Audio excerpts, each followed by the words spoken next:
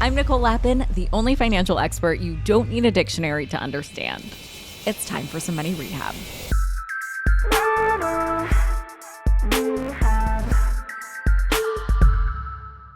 Last week, Supreme Court Justice Clarence Thomas made headlines, and this time it's not for a controversial Supreme Court decision. No, this time he made waves following the publication of an article that revealed that he's been taking luxury vacations with a billionaire Republican donor for years, and it was not disclosed.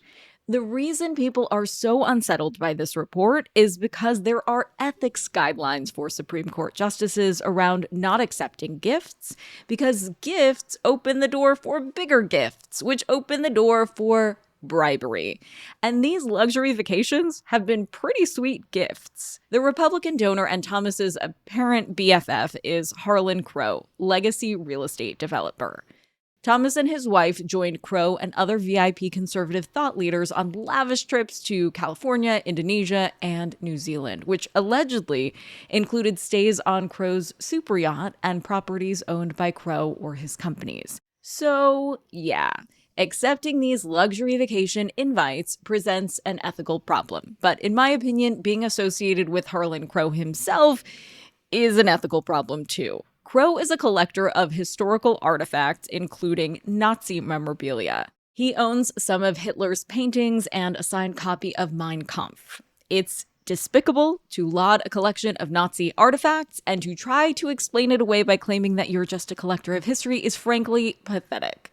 As a Jewish person myself, it simply terrifies me to know that someone who is charged with protecting my rights as an American is cozying up on a super yacht to someone who owns the instruction manual for the movement that took my people's rights and lives away.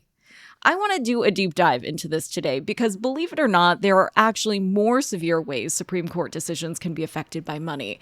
And just to really put a fine point on this, these are the Supreme Court cases that decide things like who can get married, who can exercise autonomy over their bodies, and where concealed weapons can be carried. We should be concerned about our Supreme Court justices showing up not just on super yachts, but in the stock market, because Supreme Court rulings have had extreme impacts on the value of certain stocks.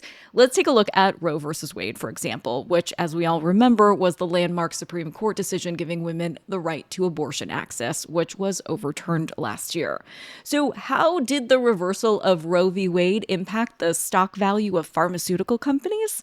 Well, bluntly, it was like filling their financial tanks with rocket fuel. As soon as the decision to overturn Roe went public on June 24th, 2022, women began stocking up both on long-term and emergency contraceptive pills. With abortion banned now in over a dozen states, plus heightened concern nationwide about the accessibility of reproductive health care, the demand for contraceptives is on the rise, and so are the stocks of the companies that make them. Evofem Biosciences, the company that makes contraceptive gel Phexxi, saw its share value more than double directly following the Supreme Court decision, according to CNN Business. What about Supreme Court decisions on gun laws? How do they impact gun manufacturers, you might ask?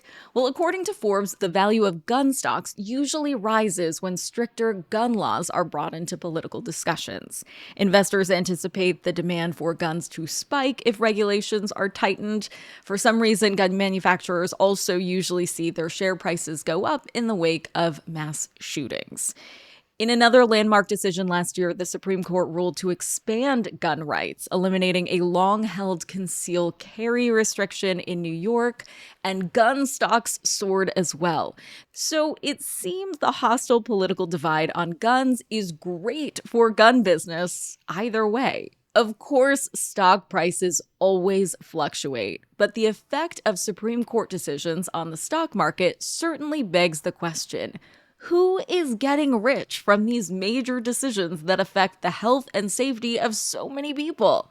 And are the financial interests of these decision makers being watched closely enough? So the obvious first question here is, can Supreme Court justices invest in the market? And if they can, wouldn't that be a huge conflict of interest? Aren't there rules about this?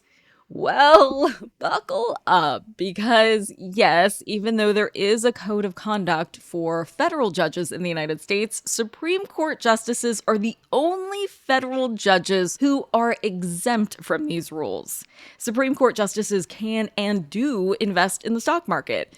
2 of the 9 Supreme Court justices invest in individual companies: Chief Justice John Roberts and Justice Samuel Alito. Last year, it was reported that they, along with now retired Stephen Breyer, have direct ownership interests in 40 publicly traded companies, many of which frequently appear before the court. Supreme Court justices are expected to recuse themselves from a decision where there might be a conflict of interest. We saw this happen with the newest Supreme Court Justice, Ketanji Brown Jackson, who recused herself from a Harvard affirmative action case because she sits on Harvard's board of overseers.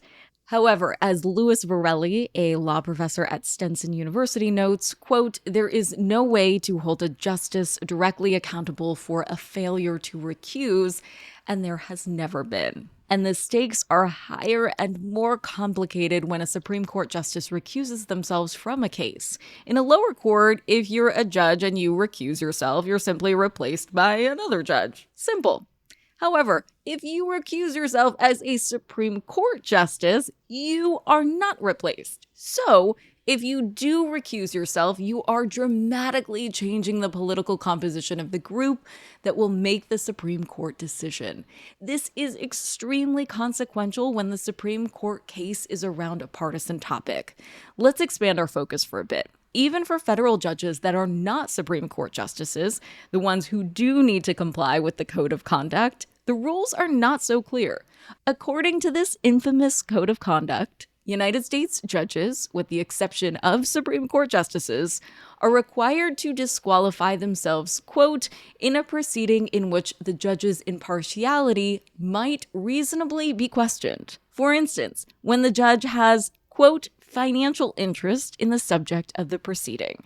The Code of Conduct defines a financial interest as ownership of a legal or equitable interest, however small, or a relationship as a director, advisor, or other active participant in the affairs of a party. However, according to the Code of Conduct, ownership of a mutual fund is not considered a financial interest unless the judge manages the fund. So, to avoid the risk of conflicts of interest, they can divest from individual stocks and invest in mutual funds and diversified investments. But as you may have gathered, the guidelines for what counts as a financial interest leaves a lot of wiggle room for interpretation. And remember, the judges are the ones who make the call on whether or not to disqualify themselves. Does that sound like a foolproof, watertight, totally reliable system for ensuring our country's judges uphold absolute integrity and fairness? I don't know about you, but I'm not convinced. For today's tip, you can take straight to the bank. When it comes to how politicians, not just Supreme Court justices, invest, the waters can get even murkier. To read up on how and where your representatives invest, check out the government database United States Senate Financial Disclosures, which I have linked in the show notes. It hardly takes any time at all to get your Nancy Drew on and look up your representatives, and you'll have peace of mind knowing that you've done your due diligence on who you're trusting with your dollars and your votes. Money Rehab is a production of Money News Network. I'm your host, Nicole Lappin. Money Rehab's executive producer is Morgan Lavoie. Our researcher is Emily Holmes. Do you need some money rehab? And let's be honest, we all do. So email us your money questions, moneyrehab@moneynewsnetwork.com, to potentially have your questions answered on the show or even have a one-on-one intervention with me. And follow us on Instagram @moneynews and TikTok @moneynewsnetwork for exclusive video content. And lastly, thank you. No, seriously, thank you. Thank you for listening and for investing in yourself, which is the most important investment you can make.